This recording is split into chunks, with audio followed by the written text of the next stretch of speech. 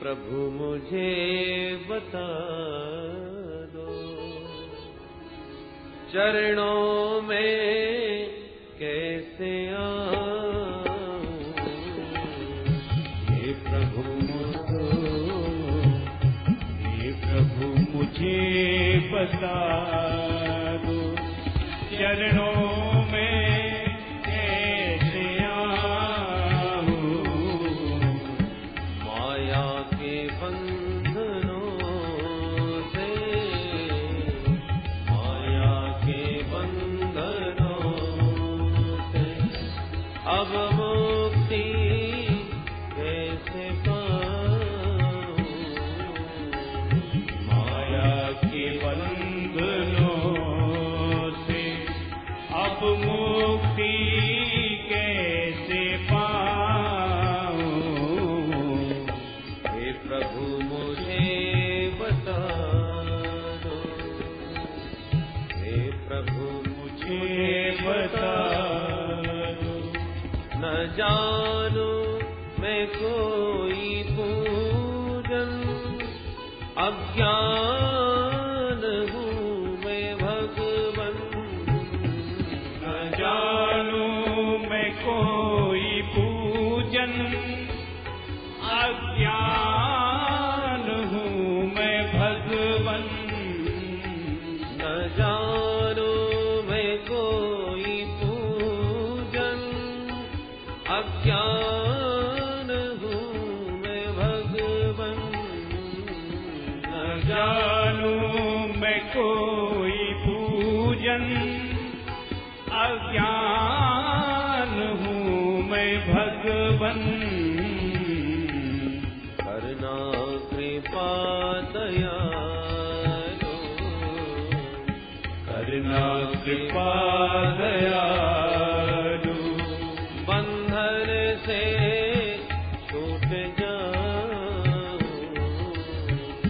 करना कृपा दयालु, बंधन से छूट जाऊं, हे प्रभु मुझे बता दो, हे प्रभु मुझे बता दो। मैं हूँ पतित स्वामी, तुम हो पतित पावन, मैं हूँ पतित स्वामी, तुम हो पतित पावन, मैं हूँ पतित स्वामी, तुम हो पतित पावन, मैं हूँ पतित स्वामी, तुम हो पतित पावन, अब गुण भरा हृदय, अब गुण भरा हृदय, इसे कैसे मैं दिखाऊं, अब गुण भरा हृदय, इसे कैसे मैं दिखाऊं, हे प्रभु मुझे बता दो, हे प्रभु मुझे बता दो। अच्छा हूँ या बुरा हूँ, जैसा भी हूँ तुम्हारा, अच्छा हूँ या बुरा हूँ, जैसा भी हूँ तुम्हारा, अच्छा हूँ या बुरा हूँ, अच्छा हूँ या बुरा हूँ, जैसा भी हूँ तुम्हारा, अच्छा हूँ या बुरा हूँ, जैसा भी हूँ तुम्हारा, ठुकराओ ना मुझे अब,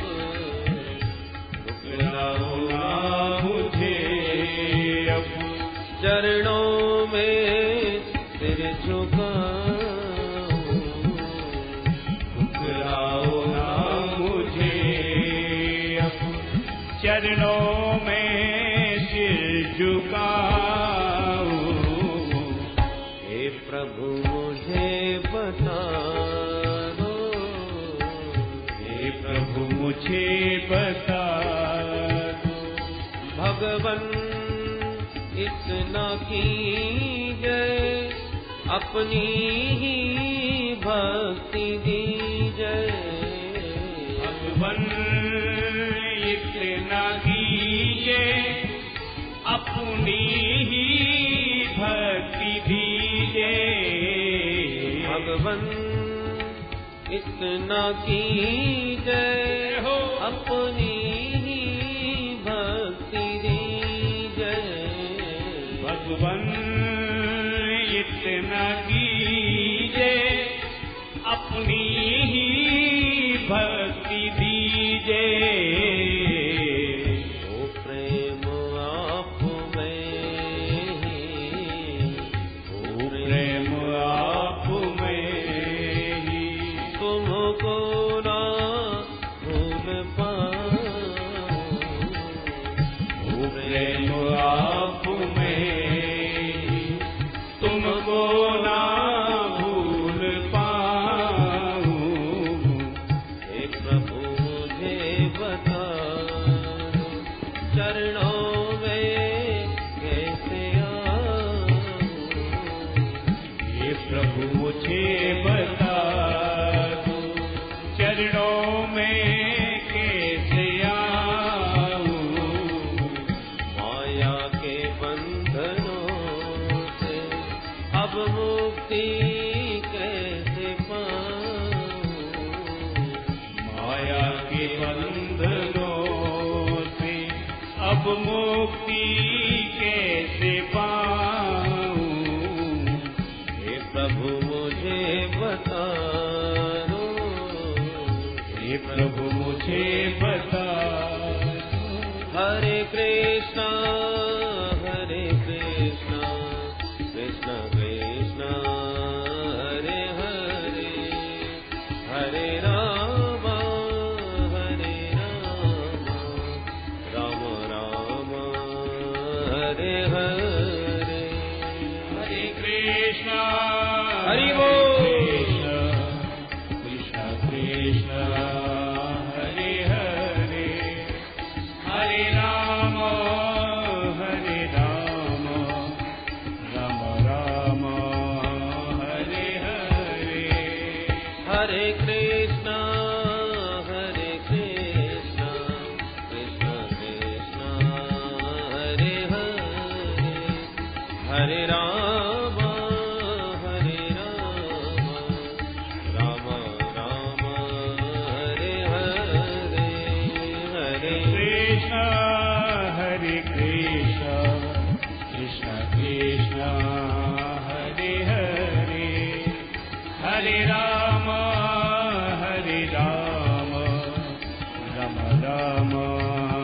हरे हरे।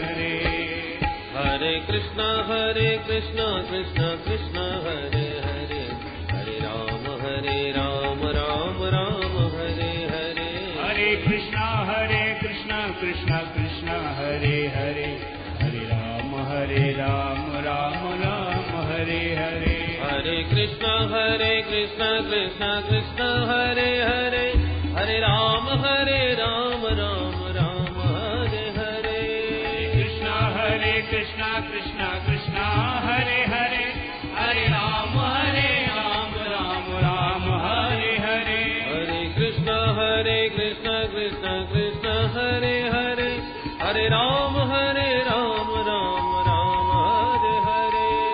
कृष्ण कृष्ण कृष्ण हरे हरे, हरे राम राम हरे हरे। हरे कृष्णा कृष्ण कृष्ण हरे हरे, हरे राम राम हरे हरे। कृष्ण कृष्ण कृष्ण हरे हरे, हरे राम राम हरे हरे। हरे कृष्णा कृष्ण कृष्ण हरे हरे, हरे राम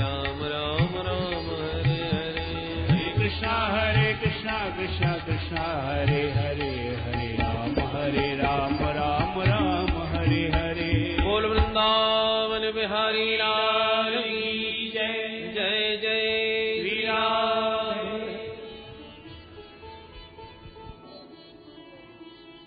परम मंगलमय भगवत स्वरूप श्रीमद् भागवत महापुराणांतर्गत आपने पूर्व प्रसंग में श्रवण किया। द्वारकाधीश प्रभु पांडवों के शोक का पितामह भीष्म के द्वारा निरावरण करा के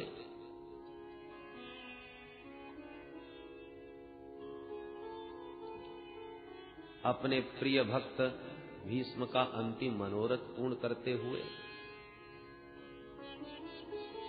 पुनः पांडवों से द्वारका जाने की अनुमति प्राप्त करके चले गए। विविध देशों में परिभ्रमण करते द्वारका में पधारे। द्वारका वासियों ने बड़ा ही दिव्य भव्य भगवान का बहुत दिनों के बाद आगमन हुआ है, इसलिए अद्भुत सम्मान किया। सभी से भगवान यथा योग्य मिले। पर सौनक जी ने पूछा, महाराज परीक्षित का क्या हुआ?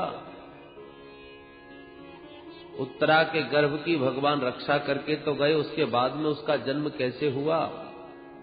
तब सूत जी को स्मरण आया। महात्मा वो ठीक पूछा आपने। भगवान की कृपा से वह बालक मातृगर्भ में बिल्कुल सुरक्षित रहा। समय आने पर सकुशल उसका जन्म भी हुआ। ब्राह्मणों ने उसके जात कर्म सब संस्कार किए, नामकरण किया। इस बालक का नाम रखते हैं विष्णुरात। विष्णुना रातः दत्तः। भगवान विष्णु की कृपा से, नारायण के अनुग्रह से ही इसकी रक्षा हुई है मां के गर्भ में, इसलिए नाम विष्णुरात। पर यह बालक जिसकी गोद में जाता है या इसके सामने जो भी आता है उसी को टुकुर टुकुर देखता है। क्या ये वही है? मुझे मेरी मां के गर्भ में जो बचाने आया था वो 4 हाथ वाला कौन है? हर चेहरे को ध्यान से देखते थे, इसलिए प्यार से इनका दूसरा नाम पड़ गया परीक्षित। परितः इक्षति इति परीक्षितः। न जाने ये चारों तरफ किसको ढूंढता रहता है। परीक्षित के नाम से बालक विख्यात हुआ। समय आया, एक दिन विदुर जी तीर्थ यात्रा करते हुए आए। पांडवों ने उनका बड़ा भारी सम्मान किया। रात्रि के समय एकांत पाकर धृतराष्ट्र जी से मिलने विदुर जी गए और पूछा, महाराज कैसे हैं आप? पांडव लोग ठीक ठाक आपकी सेवा कर रहे हैं कि नहीं? धृतराष्ट्र ने पांडवों की प्रशंसा के पुल बांध दिए। अरे भैया विदुर, इतनी सेवा तो मैं अपने दुर्योधन आदि पुत्रों से भी कभी अपेक्षा नहीं रखता था, पर मेरे पांडव मेरी बड़ी सेवा करते हैं। भोजन बने तो सबसे पहले भीमसेन मुझे भोजन कराने आता है, तब भोजन पाते हैं लोग। प्रातःकाल जगते ही सबसे पहले मुझे दंडवत करते हैं। मेरा बड़ा सम्मान है। विदुर जी ने से नहीं रहा गया, कह बैठे, महाराज थोड़ी बहुत शर्म है कि बिल्कुल बेच खाई? लज्जा भी नहीं आती आपको इनकी महिमा गाते?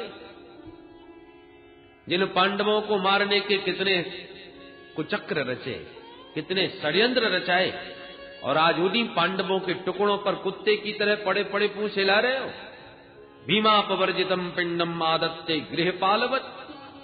धिक्कार है ऐसी जीवन की आशा। ये भी भला कोई जीवन है? बहुत डांटा। धृतराष्ट्र बोले, विदुर तो कहां जाऊं, क्या करूं? विदुर जी बोले, चलो मेरे साथ। और रातों रात धृतराष्ट्र और गांधारी जी को लेकर विदुर जी बाहर निकल गए। नियमानुसार प्रातः काल जब पांडवों ने जागते ही ताऊ जी को दंडवत करने के लिए भवन में प्रवेश किया तो ताऊ जी का कोई पता नहीं। संजय से पूछा तो संजय ने भी मना कर दिया, मुझे भी नहीं मालूम। बहुत ढूंढने पर दूर दूर तक कोई पता नहीं चला। दुखी हो गए श्री युधिष्ठिर जी महाराज, न जाने हम लोगों से क्या अपराध बन गया, कौन सी बात हमारे ताऊ जी को बुरी लगी जो हमको चुपचाप बिना बताए भाग गए। देवर्षि नारद प्रकट हो गए तुम्बरु गंधर्व के साथ और धर्मराज को समझाया कि राजन आप दुखी न होइए, अब तुम्हारे ताऊ जी को विदुर जैसे महापुरुष का सानिध्य मिल गया है, अब उनका निश्चित कल्याण हो जाएगा, उनकी ओर से आप निश्चिंत हो जाइए। तब पांडवों को शांति मिली। समय बीतता गया और धीरे धीरे अपशकुन बहुत बढ़ने लगे। भगवान द्वारकाधीश द्वारका गए, अर्जुन को साथ में ले गए। आज पूरे 7 महीने बीत गए पर अर्जुन नहीं आए। धर्मराज को शंकाएं होने लगी। भीमसेन से बोले, भैया भीम, आज पूरे 7 महीने बीत गए, न जाने क्या बात है, न अर्जुन आया न कोई उसका संदेश। बड़े बड़े भयंकर अपशकुन मुझे बड़े भारी अनिष्ट का संकेत दे रहे। मंदिरों में दर्शन करने जाता हूं तो देव प्रतिमाएं रोती हुई सी नजर आती हैं। उच्छल तारा का उदय होने लगा है। गाय को बछिया का दूध पीते देखा। ये बड़ा भारी अनिष्ट का संकेत है।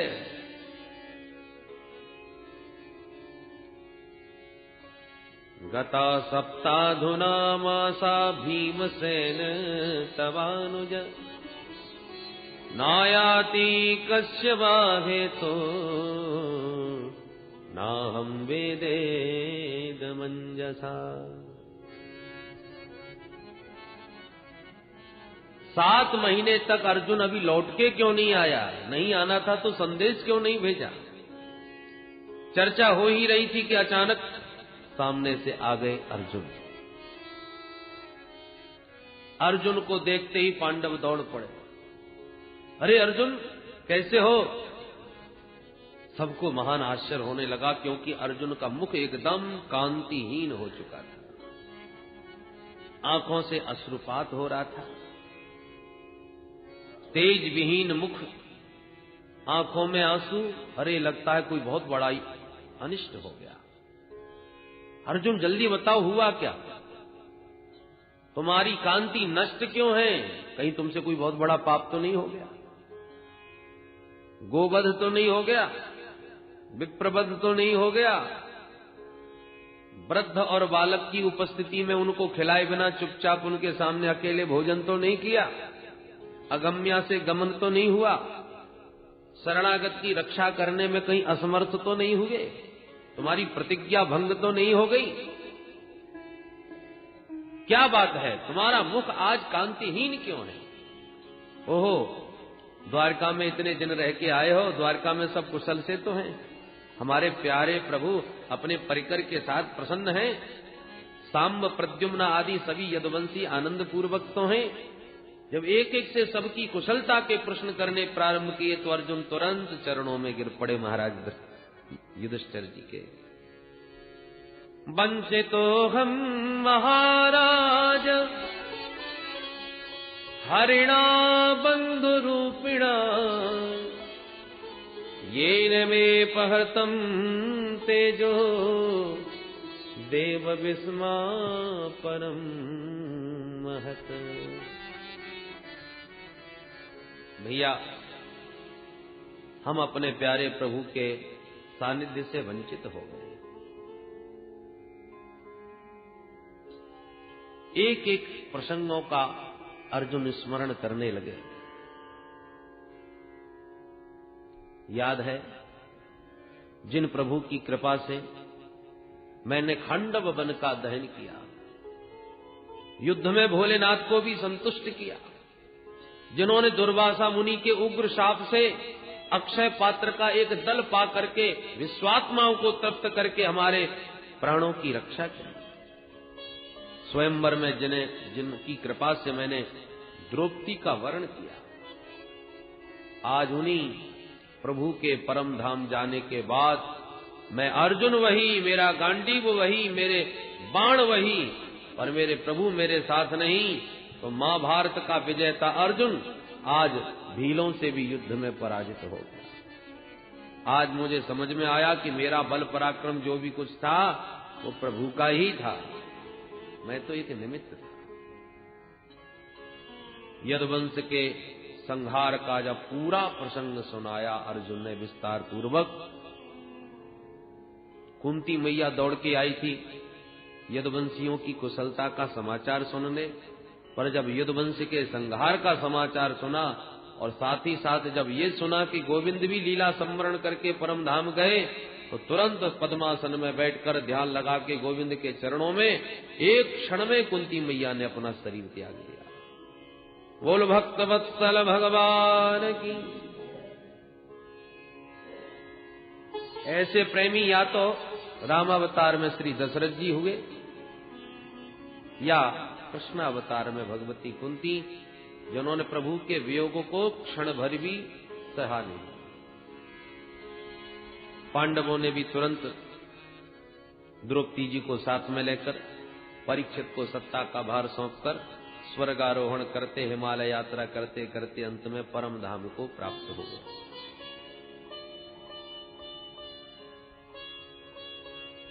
महाराज परीक्षित ने अपनी सत्ता को संभाला। एक बार विचार आया चल करके निरीक्षण करें प्रजा का, प्रजा की व्यवस्था कैसी क्या है। अपने बुजुर्ग अनुभवी मंत्रियों को साथ में लेके निकल पड़े महाराज परीक्षित। भ्रमण करते करते सर्वत्र अपने पूर्वजों की प्रशंसा सुनने को मिली, परंतु एक जगह पर बड़ा अटपटा दृश्य देखा कि गाय बछड़े आंसू बहाते रोते जा रहे हैं और एक निर्दयी दुष्ट उनके पीछे पड़ा हुआ है। दोनों अपने सुख दुख की बातें एक दूसरे को सुना रहे हैं। बछड़ा कहता है, मां शायद आप इसलिए रो रही हैं कि मेरे 3 पैर टूट गए, अथवा इसलिए रो रही हैं कि प्रभु हमको छोड़ के चले गए। ये दोनों के संवाद को महाराज परीक्षित ने सुना। क्रोध में नेत्र अंगारे बरसाने लगे। मुझ परीक्षित के राज्य में गौ माता पर इतना बड़ा अत्याचार हो रहा है। अरे जिन गायों की रक्षा के लिए मेरे प्रभु गोपाल बन के वन वन विचरण किए, उनके परम धाम जाते ही मेरी गायों पर इतना अत्याचार। प्रभु का नाम ही जिन गायों के द्वारा गोविंद और गोपाल पड़ा, उन्हीं की गायों पर अत्याचार होने लगा। हाथ में तलवार लिए महाराज परीक्षित दौड़ पड़े। हे गो माता, अब आपको रोने की आवश्यकता नहीं, प्रभु परम धाम गए तो क्या हुआ, अभी परीक्षित जिंदा है।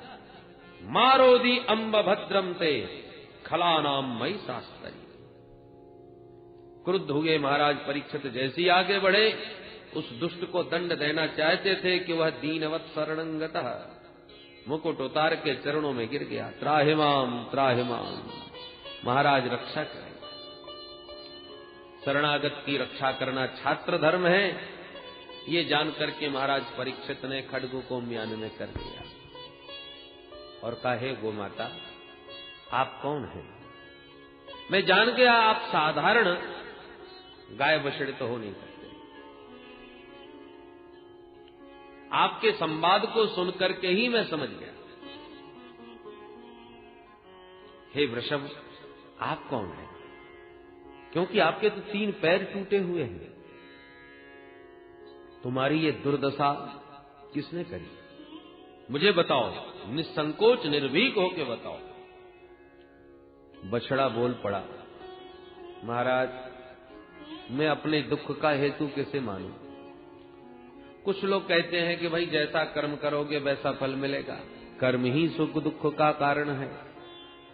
कुछ लोग कहते हैं भाई ईश्वर की इच्छा के बिना पत्ता भी नहीं हिलता, भगवत इच्छा से ही सब कुछ होता है। कुछ लोग कहते हैं भाई ग्रहों की गति है, जैसी आ जाए, अनुकूल ग्रह आ जाए तो बड़ा आनंद आता है, प्रतिकूल पड़ जाए तो बड़े बड़े महापुरुषों को भी कष्ट उठाना पड़ता है। इसलिए भाई मेरी समझ में नहीं आता और मुझे नहीं लगता मैं अपने दुख का किसी को दोष दूं। अतः मैं अपनी इस दुर्दशा का दोषी किसी को नहीं मानता। महाराज परीक्षित बोले, बस बस, पहचान गया, आप साक्षात धर्म है। क्योंकि पापी को तो पाप का फल मिलता ही है, पापी के पाप की चर्चा करने वाला भी पाप का भागीदार हो जाता है। और इसलिए आपने किसी के दोष की चर्चा अपने मुख से नहीं करी। आप साक्षात धर्म है और ये गोमाता साक्षात धरणी है। जिसका भार उतारने के लिए प्रभु आए थे, पर अब लीला संवरण करके परम धाम चले गए, इसलिए उनके वियोग में दुखी है। दोनों को मैंने पहचान लिया। आप धर्म है, ये धरणी है, पर ये धूर्त कौन पीछे पड़ा है तुम दोनों के, ये समझ में नहीं आया। क्यों भाई, तेरा परिचय? चरणों में गिर के बोला, सरकार मेरा नाम है कली, मैं कलियुग हूं। परीक्षित बोले, अच्छा तो तू कलियुग है, मेरे राज्य की सीमा में प्रवेश करने का दुस्साहस कैसे हुआ तुझे? कलियुग बोला, सरकार ये बताइए कहां आपका राज्य नहीं है? इस सप्तद्वीप वसुंधरा पर एक छत्र आपका ही साम्राज्य है, जाऊं तो कहां? सब जगह आप मुझे धनुष बाण लिए दिखाई पड़ते हैं। शरण में आ गया हूं महाराज, जो स्थान बता दोगे वहीं रह जाऊंगा। महाराज परीक्षित बोले, अच्छा ये बताओ तुम्हारे अंदर गुण कितने हैं और दोष कितने हैं? कलियुग बोला, महाराज दोषों का तो भंडार हूं, पर गुण सिर्फ एक है। क्या गुण है तुम्हारे अंदर? यत्फलम नास्ति तपसा न योगेन समाधिना तत्फलम लभते सम्यक् कलौ केशव कीर्तनात्। कलियुग केवल हरि गुण गाहा, कलियुग केवल हरि गुण गाहा, गावहि नर पावहि भव थाहा, गावहि नर पावहि भव थाहा, गावहि नर पावहि भव थाहा, गावहि नर पावहि भव थाहा। कलियुग केवल हरि गुण गाहा, कलियुग केवल हरि गुण गाहा। कलियुग में इससे सरल साधन और कोई संभव नहीं। केवल हरि नाम संकीर्तन मात्र से जीव भव सागर को बड़ी सहजता पूर्वक पार कर सकता है। महाराज परीक्षित प्रसन्न हो गए इस गुण पर और बोले, भाई गुण तुम्हारा बड़ा अच्छा लगा, बड़ा ही दिव्य है। जीवों को इससे बढ़िया सरल साधन कोई मिल नहीं सकता। अन्य युगों में तो कितनी तपस्या करनी पड़ती है, यज्ञ करने पड़ते हैं और भी बहुत सारे बड़े बड़े साधन करने पड़ते हैं। कलयुग में तो बैठे बैठे जीव हिलाओ, प्रभु के नाम का आश्रय लेकर। रीझ गए महाराज परीक्षित, भाई तब तो हम तुम्हें रहने को स्थान देंगे। तो महाराज फिर कौन सा कमरा दे रहे हो? बोले, अच्छा 4 कमरे दिए। द्यूतम पानम स्त्रियः सूना यत्रा धर्म चतुर्विधः। 4 स्थान।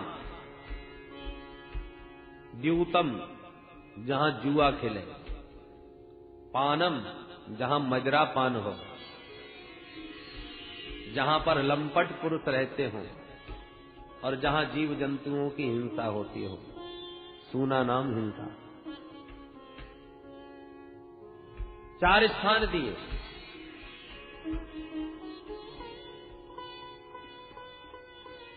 कलयुग गिड़गिड़ाता हुआ बोला, महाराज परिवार बहुत बड़ा है, 4 कमरों में गुजारा नहीं हो पाएगा। और फिर आपने जैसी शकल देखी वैसी कमरे दे दिए हमको।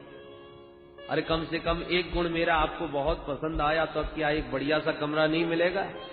बढ़िया सा एक कमरा मिल जाए बस, जो ड्राइंग रूम बन जाए, आने जाने वालों के लिए बढ़िया सा स्थान होना चाहिए। घर में एक कमरा तो बढ़िया हो गए। अच्छा तो बोलो कौन सा स्थान और चाहते हो? बोले, महाराज केवल स्वर्ण में निवास और मिल जाता तो अपना काम चल जाता। पुनश्च याचमानाय जात रूप मदात प्रभु। स्वर्ण में निवास मांगा।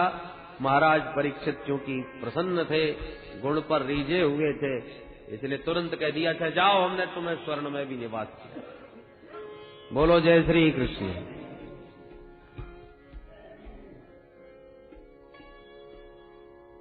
अब एक और प्रथम स्कंद में तो सूत जी कह रहे हैं कि महाराज परीक्षित ने स्वर्ण में निवास दे दिया कलयुग को,